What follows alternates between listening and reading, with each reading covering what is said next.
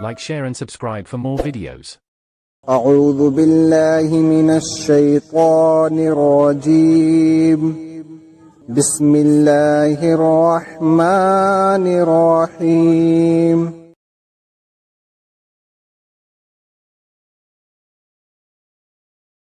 Narrated by Hazrat Aisha, may Allah be pleased with her, the mother of the faithful believers.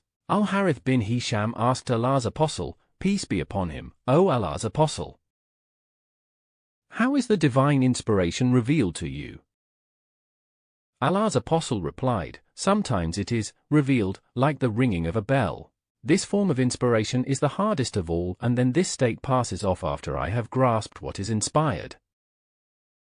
Sometimes the angel comes in the form of a man and talks to me, and I grasp whatever he says.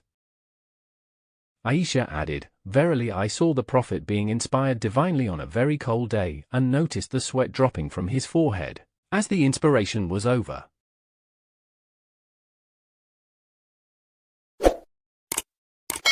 Like, share and subscribe for more videos.